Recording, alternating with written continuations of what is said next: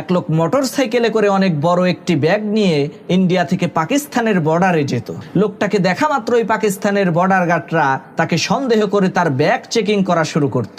অদ্ভুত ব্যাপার হলো সেই ব্যাগের মধ্যে শুধু বালি আর বালি, অন্য আর কিচ্ছু নাই। নিরুপায় হয়ে পাকিস্তানের বর্ডার গার্ডরা সেই লোকটাকে ছেড়ে দিত। লোকটা কয়েকদিন পর পর এই কাণ্ড করত, কিন্তু কোনো ক্রমেই পাকিস্তানের বর্ডার গার্ডরা তার ব্যাগ থেকে বালি ছাড়া আর অন্য কিছুই বের করতে পারতো না। লোকটার এই অদ্ভুত ব্যাপার স্যাপার দেখে পাকিস্তানের বর্ডার গার্ডরা লোকটাকে পাগল ভাবা শুরু করলো। এইভাবে চলে গেল অনেক দিন।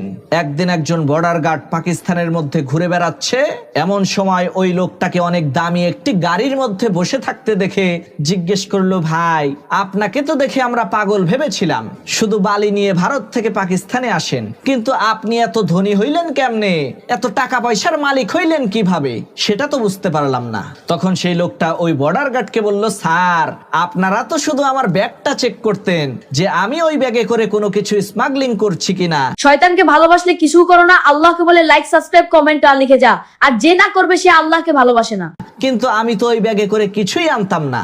আপনাদেরকে ওই বালু বোঝাই ব্যাগ দিয়ে ধাঁধার মধ্যে ফেলে আমি প্রত্যেকবার একটা করে নতুন মোটরসাইকেল পাচার করে ভারত থেকে পাকিস্তানে নিয়ে আসতাম। এটাই ছিল আমার ধান্দাবাজি ব্যবসা। বিষয়টা আপনারা বুঝেন নাই।